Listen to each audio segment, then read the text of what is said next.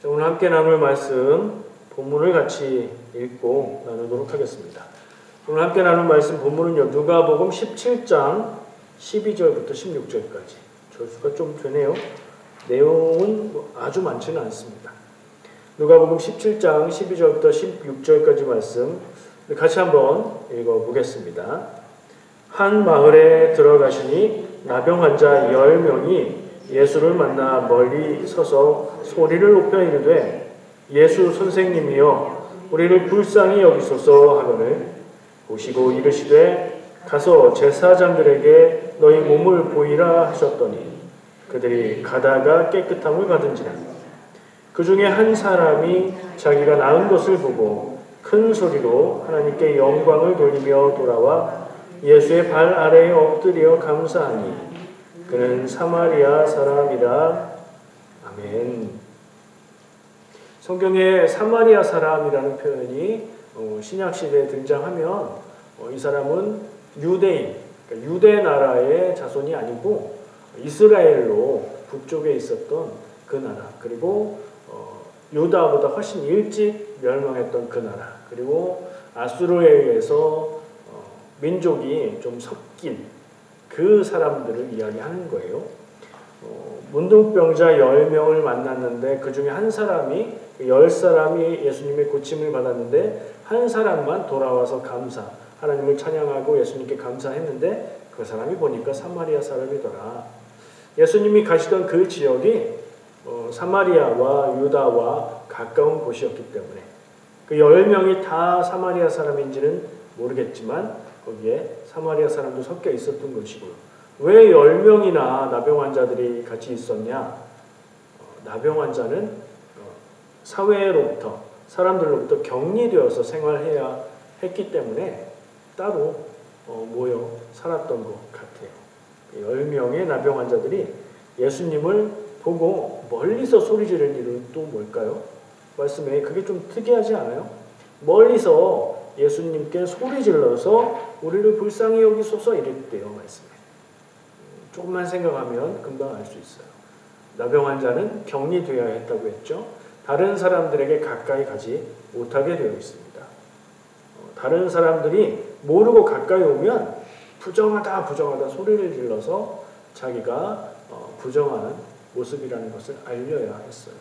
그래서 예수님께 가까이 오지 못하고 멀리서 소리 질러서 예수님께 은혜를 구했던 거고요. 그래서 예수님은 그 소리를 듣고 그들의 모습을 아시고 제사장에 가서 보여라 라고 말씀하신 거예요. 뭐가 좀 생략된 것 같죠? 이 사람들이 제사장에게 가다가 나은 것을 알았다 말씀은 그렇게 전하고 있어요. 예수님이 그들에게 내가 너희의 병을 고쳐준다. 너희의 병이 곧 나을 것이다. 지금 낫는다. 이런 과정이 좀 생략된 거예요. 예수님은 그대로 그들을 보시고 제사장에게 보여주러 가라. 제사장에게 원래 갈 수 있겠어요? 없겠어요? 없어요. 제사장은 부정한 사람들하고 접촉하기 어려운 사람들이거든요.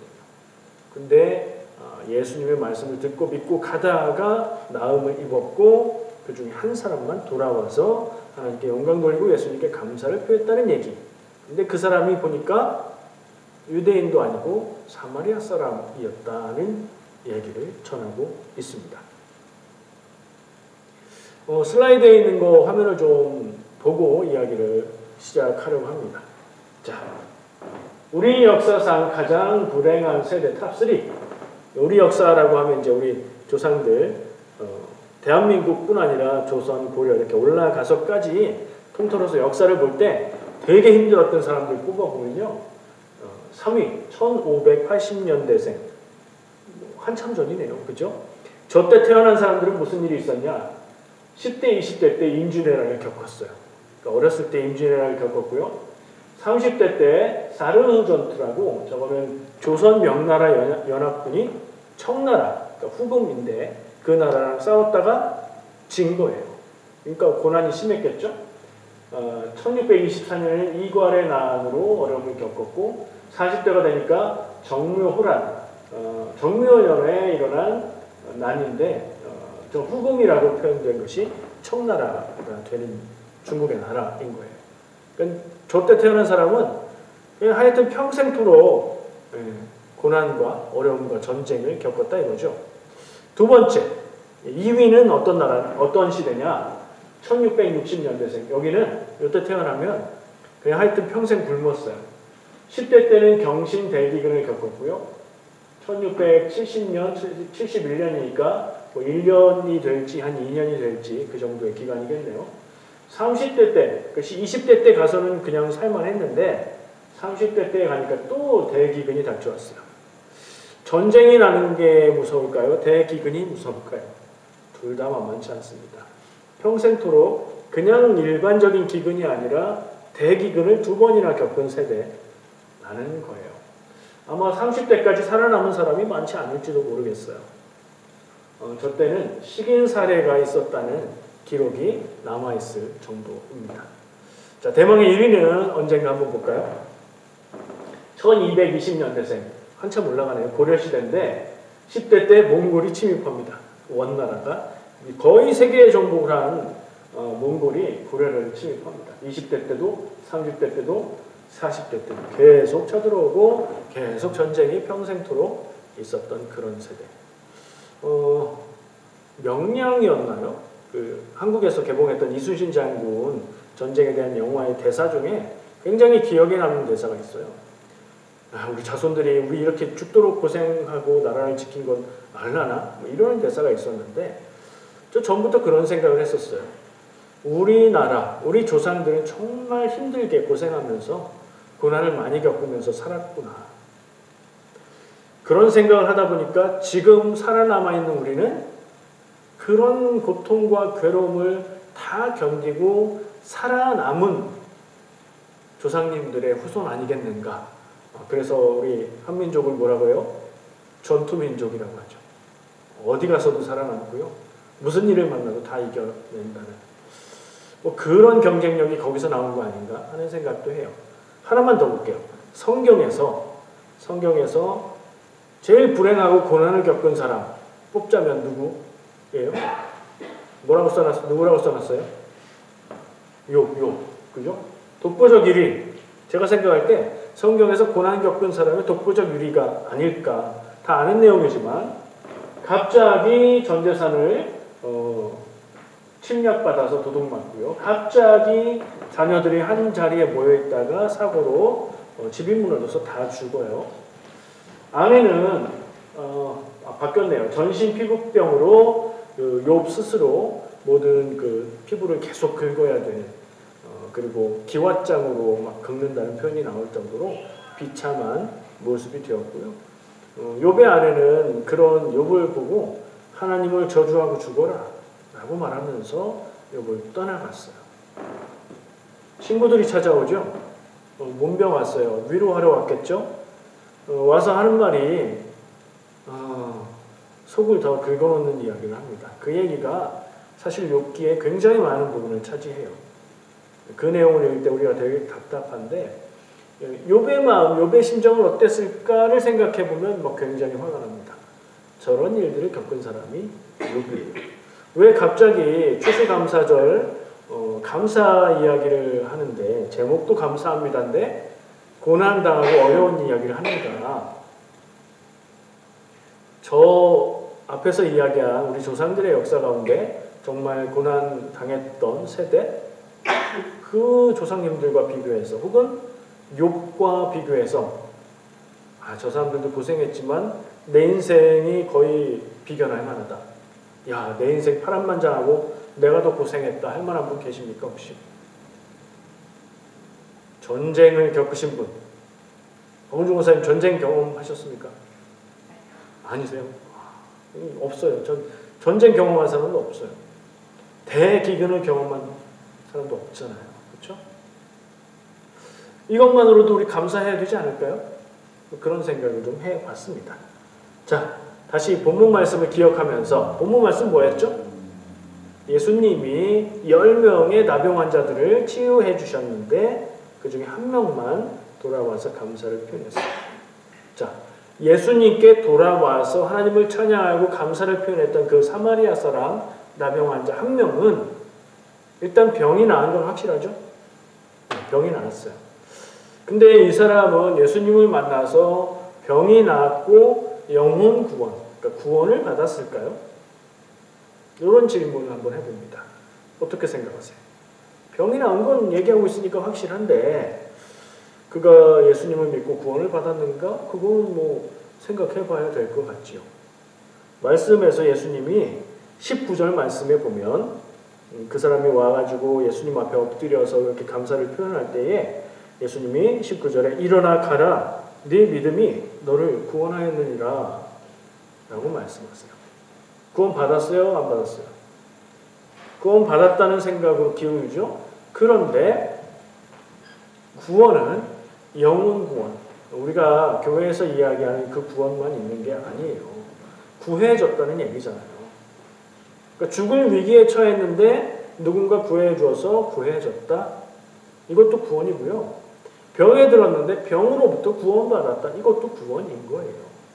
근데 이 부분에서 예수님이 네 믿음이 너를 구원했다라고 말씀하시는 이 부분이 무슨 뜻인가 원어를 찾아서 살펴봐도 이거는 병 구원과 별도로 영혼 구원을 받은 것이다 라고 말할 수 있는 근거가 명확하지가 않아요. 그 말의 뜻 자체가. 그러니까 구원 받았다는 거예요. 근데 이게 영혼 구원인지 병이 나은 구원인지 뭘 말하시는지 좀 확실치 않아요. 근데 제가 보기에는 구원받은 것 같아요. 왜냐하면 이 내용, 기록하고 있는 내용 자체가 병에서 구원받은 10명 중에 한 명만 돌아와서 감사를 표현했고 예수님은 그에게 네 믿음이 너를 구원했다라고 선언하고 계신 것을 볼 때 다른 9명하고 이 사람은 다를 거가 달라야 되잖아요. 그런 생각할 때 이 사람은 영혼 구원까지 받은 것이라는 생각을 할 수 있고요. 돌아와서 하나님을 찬양하며 감사하는 그의 모습만 봐도 이 사람은 예수님 앞에 영혼 구원을 받는 게 합당하다. 제가 확정으로 얘기하는 건 아닙니다. 제가 하나님도 아니고 예수님도 아니니 그걸 확정할 수는 없지만 이 사람은 성경이 기록하고 있는 분위기상 짐작하기로 병에서도 구원받았고 영혼 구원도 받은 것이 아닌가 이렇게 생각할 수 있다는 거죠. 자, 우리는 기독교인으로서 감사해야 한다고 생각하고 들었고 그렇게 말합니다. 근데 삶의 순간에 어려운 일을 만나고 고난을 만나면 이게 그렇게 감사하는 게 쉬운 일은 아닙니다.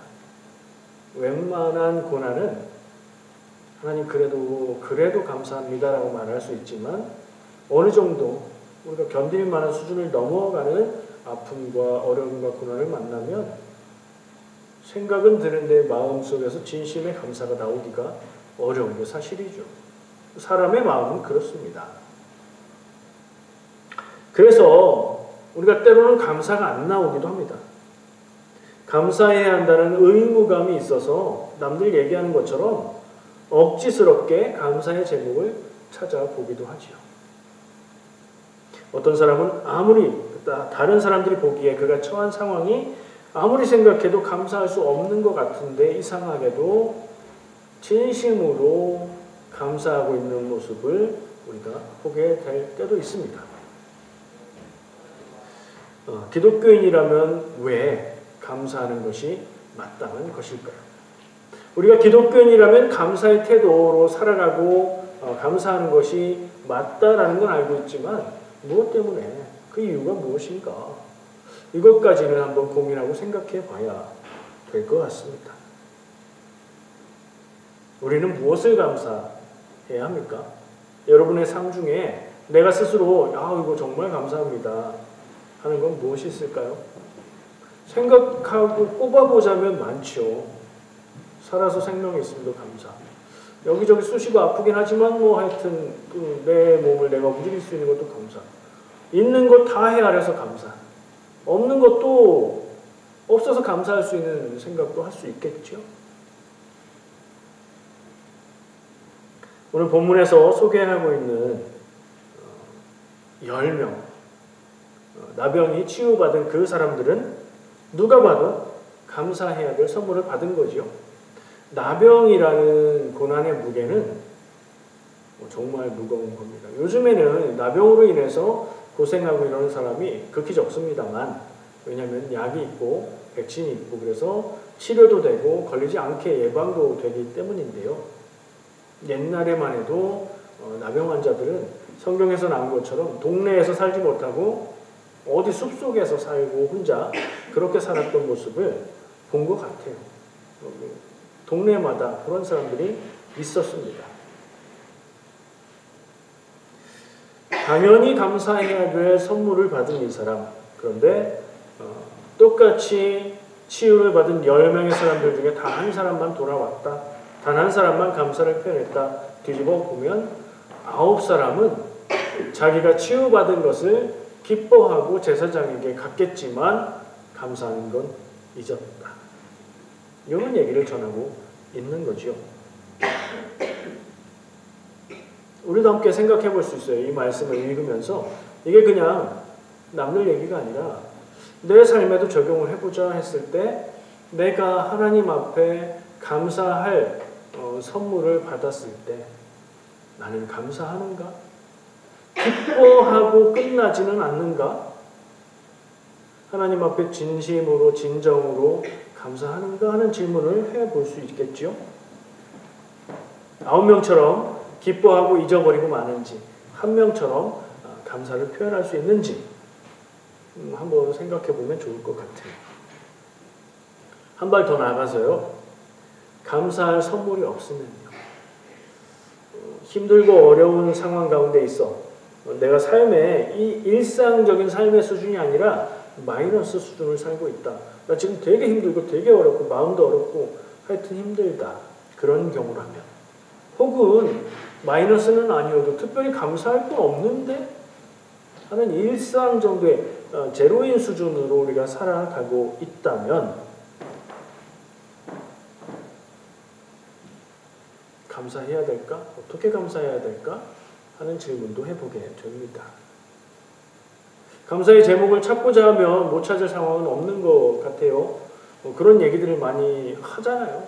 정말 고난과 아픔과 어려운 일을 당했는데 그래도 이런 생각을 해보니 감사해요 라는 표현들을 하고요. 역설적으로 반어적으로 하여튼 감사의 제목을 찾는 건 기독교인들이 잘 하는 것 같아요. 긍정적인 방향으로 생각하고 없는 것에 집중하기보단 있는 것에 마음을 쏟고 내가 지금 어려운 것 같아도 지금까지 받고 누려온 복을 헤아리면 모든 것이 감사하다 이렇게 얘기를 하는데 정작 중요한 것은 내가 그런 감사의 당위성을 당연히 감사해야 된다는 얘기를 할 때 내가 감정적으로 동의가 되는가 하는 부분입니다. 여러분 어떠십니까?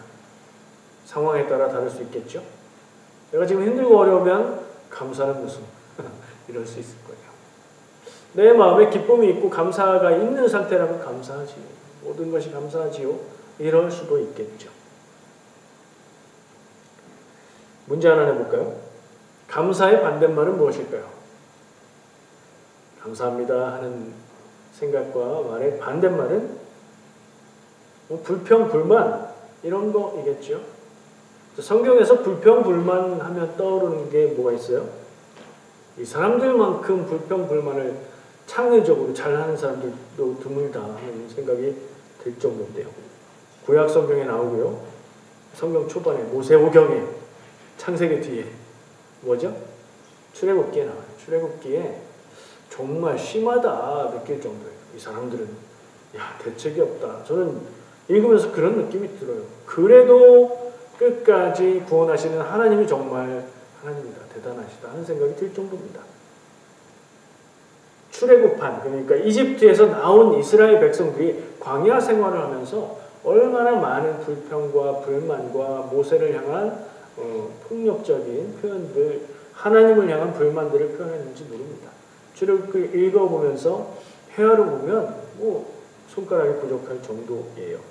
대표적인 곳 최초로 불평 불만을 얘기하는 말씀을 한번 제가 찾아봤어요. 출애굽기 14장 11절 말씀인데요. 어떤 상황이냐면 이집트에서 이스라엘 백성들이 하나님이 이집트에 내리신 10가지 재앙 마지막 장자가 죽는 재앙까지 다 겪고 이제 가라. 그래서 이스라엘 백성들이 이집트에서 나옵니다. 그리고 처음 맞게 되는 위기가 있어요. 위기 때마다 어려운 일이 있을 때마다 불평불만을 쏟았는데 처음 있었던 위기 뭐죠? 홍해를 앞에 두고 뒤에는 이집트 군대가 우리를 쫓아오는 거예요. 우리의 감정을 그 사람들의 상황에 한번 이입해보죠. 앞에는 홍해가 있어서 앞으로 도망갈 수 없어요. 뒤쪽에서는 군대가 쫓아옵니다. 무슨 상황이죠? 지금 광야에 나와서 여기서 우리가 떼죽음 당하게 생긴 그런 상황이에요. 그 상황에 이렇게 얘기합니다. 출애굽기 14장 11절 백성들의 말이에요. 애굽에 매장지가 없어서 당신이 우리를 이끌어내어 이 광야에서 죽게 하느냐? 어째 당신이 우리를 애굽에서 이끌어내어 우리에게 이같이 하느냐? 라고 말했답니다. 여러분들이 그 자리에 있었다면 이 상황에 해야 될 일은 뭔가요? 불만을 표현할 대상을 찾아서 불평을 쏟아놓는 게 먼저인가요? 아니죠. 살 길을 찾아야 될 거 아니에요. 어쨌든 대책을 만들고 대응을 해야 될 거 아니에요. 그런데 그 와중에 불평, 불만을 쏟아내는 것을 먼저 하는 거예요. 아무 도움이 안 되죠. 상황을 해결하는 데 있어서. 다 포기한 거예요. 우리가 해결할 수 없다 생각하고 다 포기했고 그 상황에 불평, 불만을 쏟아내는 것으로, 화를 내는 것으로 표현하고 있는 거예요. 지혜로운 모습은 아니죠. 이렇게 시작합니다. 하나님은 그들에게 구원을 베푸십니다. 하나님이 그들에게 하나님이 인도하시는 길에 구원이 있음을 보이기 위해서 이렇게 하신 것이라고 생각이 돼요. 제가 해아를 봤어요. 대표적인 것들만 빠진 것도 많이 있어요. 출애굽기에 보면 마라의 쓴물 이야기 나오죠. 물이 없는데 물이 있는데 갔는데 그 물을 마실 수가 없는 물인 거예요. 그때 불평불만하고요. 광야에서 식량이 부족하니까 가지고 나온 음식이 다 떨어졌을 거 아니에요. 그때 또 불평불만. 르비딤에서 물이 떨어지자 또 그러고요. 금송아지를 만들어 놓고 모세가 십계명을 받으러 산에 올라갔을 때 그 밑에서 금송아지를 만들고 여호와의 날이다 이러면서 막 잔치를 벌였던 그 모습도 기억이 나고요. 민수기로 가면 민수기가 출애굽한 이후에 시내산에서 백성들의 숫자를 헤아리고 이제 정말 본격적으로 광야 생활을 시작하는 거거든요. 그래서 광야 생활의 이야기가 출애굽기가 다가 아니라 민수기로 이어집니다. 민수기에서도 시내산을 떠나서 다베라에서 불평했을 때 하나님의 불이 진을 태웁니다. 하나님의 불이 나타나서 이스라엘 백성들의 텐트를 막 태우는 거예요. 그런 상황이 있었고 모세가 기도하니까 그 불이 꺼졌고요. 고기가 없다고 불평을 합니다. 야, 이쯤 되면 너무하다는 생각이 드는 거예요. 광야에서 하나님 인도하시고 물 주시고 먹을 음식을 주시는데 이런 거 먹으면 뭐하냐, 이게 사람이 사는 거냐 하는 거죠. 고기 먹어야 될 거 아니냐, 그런 불만을 얘기하고 가나안 정탐 후에 그때 뭐라고 기록하냐면 백성들이 밤새 울며 절망에 빠진 거죠. 가나안 땅 코앞까지 가서 정탐을 하고 왔는데 그때 12명의 정탐꾼을 보냈고요. 그 중에 10명이 부정적인 보고를 하죠.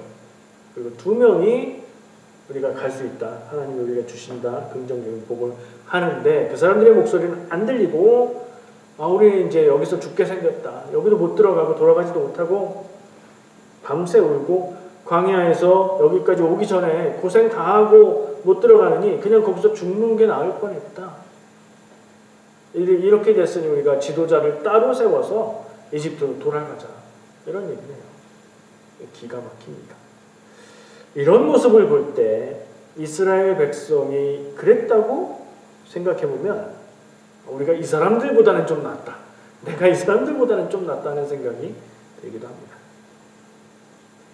자, 예수님의 치유를 받고 9명은 그대로 제사장에 갔지만 다시 돌아와서 감사를 표현하는 사람 이야기로 시작을 했고요.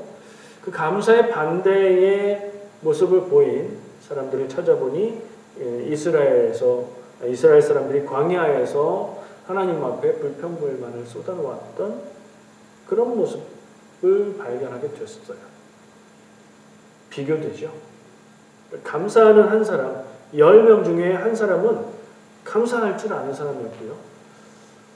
이스라엘 백성들의 모습은 하나님이 구원하신 것에 감사하는 게 아니라 당장 눈앞에 있는 부족함, 결핍, 위기를 불평불만으로 부정적인 표현을 하는 사람들의 모습이에요. 굉장히 대조가 됩니다. 한번 생각해 볼까요? 나의 살아가는 평상시의 모습은 어느 쪽에 가까울까? 여러분 한번 스스로 생각해 보세요. 어려운 일만 있으면 불평불만을 쏟아놓는 이스라엘 사람들과 비슷한가요? 아니면 중간쯤 가는 하나님이 주신 은혜를 받고 기뻐하는, 그러나 감사는 잊어버린 그 정도인가요? 아니면 하나님께서 허락하여 주신 은혜를 기억하고 감사할 수 있는, 감사하는 그 한 사람의 모습에 가까운가요? 어디에 가까운 것 같으세요? 대답하실 필요는 없고요. 생각해 보자는 겁니다. 어떻게 하자는 걸까요? 감사하면서 살자는 거지요. 감사할 것들에 감사하고 힘들고 어려울 때도 우리가 감사할 수 있음을 기억하는 그런 삶을 살아야 되겠습니다. 영향력을 느낄 수가 있었어요. 말씀들을 읽고 두 이야기를 이렇게 비교하고 대조하면서 사실 10명 중에 한 사람, 치유받은 10명 중에 한 사람은 다른 9명에게 영향을 주지 못했어요. 다른 9명에게 야 우리가 치유받았는데 가서 감사 인사는 해야 될 거 아니냐 했을지도 모르겠어요. 근데 다른 사람들은 그냥 간 거죠. 한 사람은 영향을 미쳐서 다른 사람들을 바꾸지 못했지만 그가 한 모습이 있어요. 본을 보이는 모습을 남겼죠. 감사할 줄 아는 본을 남겼어요. 근데 그 불평불만을 모세에게 쏟아놓았던 광야의 이스라엘의 모습에서 우리가 찾을 수 있는 것은 그 광야에서 이스라엘 백성들이 위기를 만나고 어려움을 만났을 때 모든 사람들이 단번에 모세를 향해서 불평불만을 쏟아냈을까요? 그렇지는 않겠죠. 세상에 그런 사람들이 어디 있어요? 아마 어떤 사람들은 어떻게 하냐고 걱정을 했을 것이고 어떤 사람들은 불평의 마음, 불평의 생각들을 한두 마디 이야기하기 시작했겠죠. 근데 전체적으로 어떤 영향을 미쳤습니까? 불평을 말하고 부정적인 생각을 하고 하는 불평의 영향력이 다수를 차지하게 되어버렸죠. 그러면 그 사람들은 감사하지 못하는 모습이 되어버리는 거예요.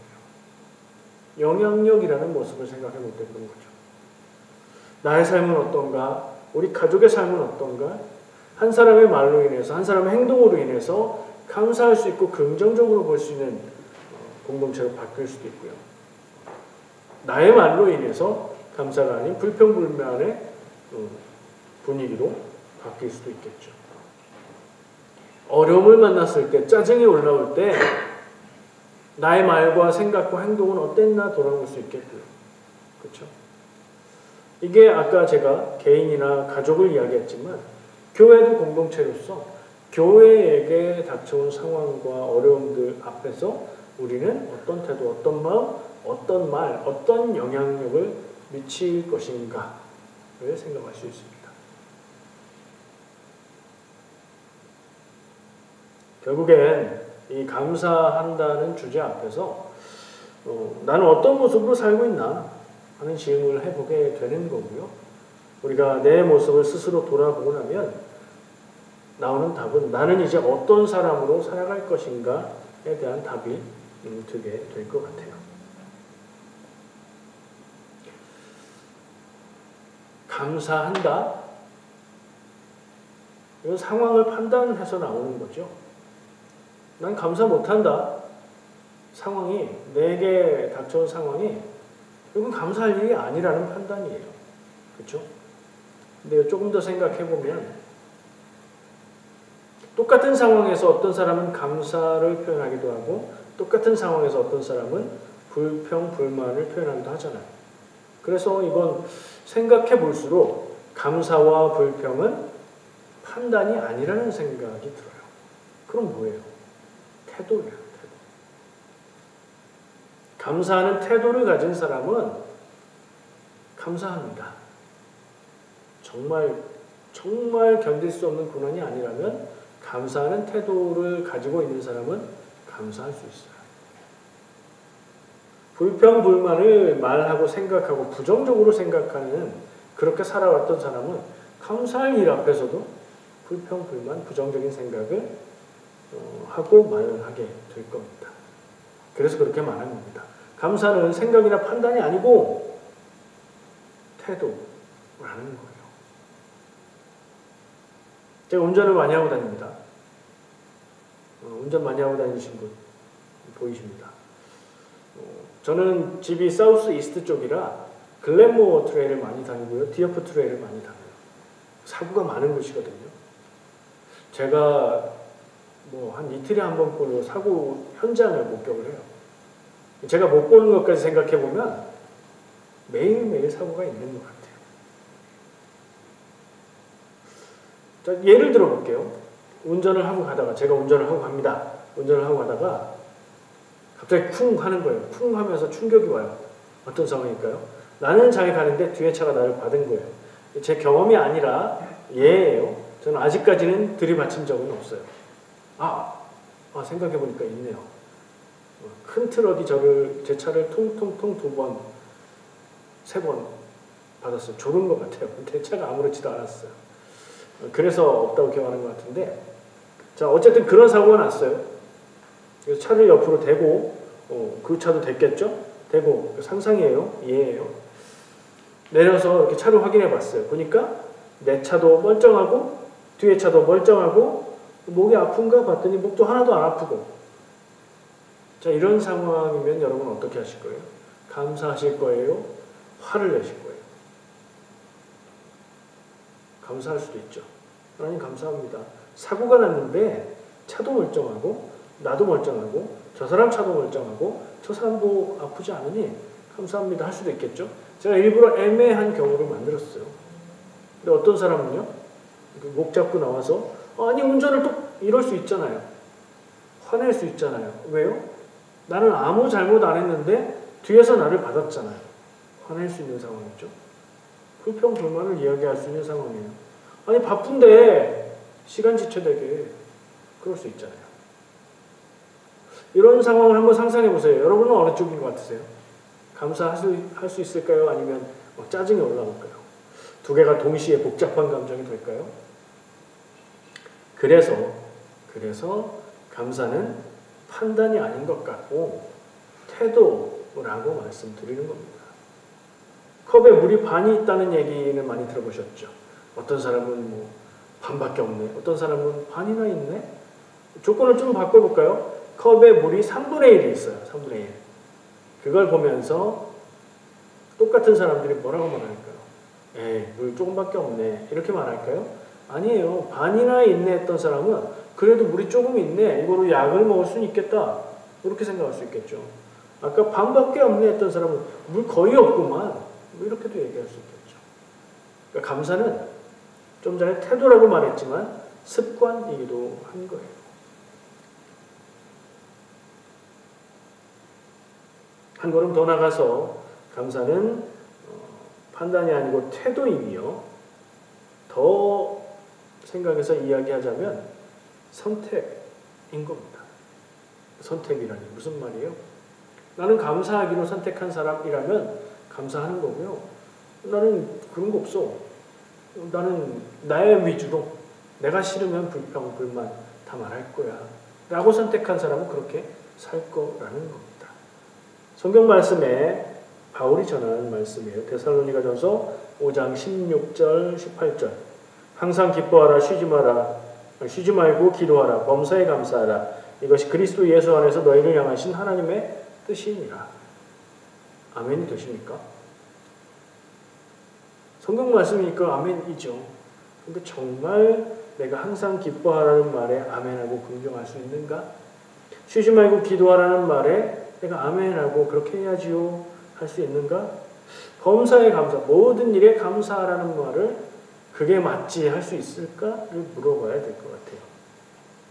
그리고 제가 선택이라고 말한 이유, 이런 말씀, 이런 태도를 내 태도로, 내 삶으로 받아들이고 아멘하고 그렇게 살기로 선택하는 사람이 있는 거고 그렇지 않은 사람이 있는 겁니다. 이게 어떻게 가능할까요? 마지막 이야기입니다. 은혜로 가능합니다. 하나님이 주시는 은혜로 가능한 거예요.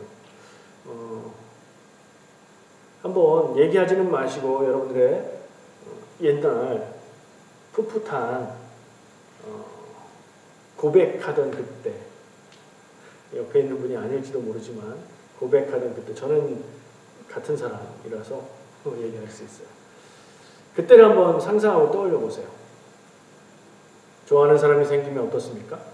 세상이 아름다워 보여요. 좋아하는 사람 앞에 고백하려고 며칠을 고민하다가 고백을 했는데 그 사람이 나도 좋아 라고 말했다면 세상의 색깔이 달라집니다.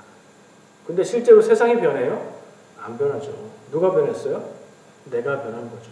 내 생각이 변하고 내 마음이 변한 거죠. 은혜를 경험하는 게 그것과 비슷하다는 생각을 해요. 은혜를 경험했다, 은혜 받았다, 하나님의 은혜다라는 말을 많이 하지만 설명하라면 말하기 조금 애매한 그 말인데 그건 설명하기는 어려워도 겪어보고 경험해본 사람은 아는 거예요. 은혜 받으면 세상이 진짜 달라 보인다고?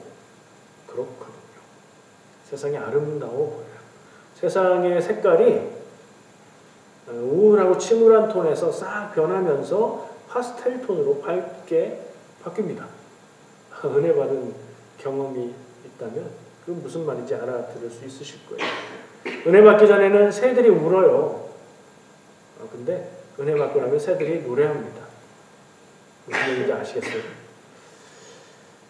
하나님이 나를 사랑하신다는 사실을 느끼고 깨닫고 경험하고 예수님이 나를 위해서 죽으셨다는 사실이 그렇게 믿어지고 그 사랑의 마음이 느껴지는 것, 저는 그게 은혜 받은 것이라고 말하고 싶어요. 그 마음이 내 안에 있을 때 감사하기로 마음먹고 선택하고 계속해서 감사하고 힘들고 어려운 일이 찾아와도 하나님이 주신 일이니 감사할 제목이 있을 거다. 긍정의 태도로 대할 수 있을 것입니다. 은혜가 넘치는 인생에 감사가 넘칩니다. 여러분의 삶에 감사보다 불평, 불만, 부정적인 생각, 말이 더 많아지고 있다면 점검해야 될 것이 있어요. 내가 하나님과 동행하고 있나? 하나님이 나를 사랑한다는 사실을 내가 느끼고 있나? 예수님이 나를 위해 죽으셨음을 내가 느끼고 있나? 점검해 볼 필요가 있어요. 그것조차 은혜로 주어지는 것. 그러니까 내가 노력해서 되는 게 아닌 것이기에 우리는 늘 말씀과 기도로 하나님을 찾으며 은혜를 구하며 살아야 합니다. 감사는 인생을 바꿉니다. 인생을 바꿉니다. 하지만 감사는 마음 먹는다고 해서 다 되는 건 아닙니다. 감사는 은혜로 주어지는 놀라운 능력입니다. 저는 이 감사할 수 있는 능력이야말로 슈퍼파워라고 생각합니다. 힘이 세고 뭘 잘하는 뛰어난 능력이 있는 것도 좋지만 감사할 수 있는 것. 사랑의 능력과 더불어서 감사의 능력이야말로 정말 놀랍고 강한 능력이라고 생각합니다. 사랑하는 성도 여러분들, 감사의 능력이 충만한 인생, 지금도 그렇게 사시고 있고 앞으로 더 그렇게 살아가시길 축복합니다. 기도하겠습니다.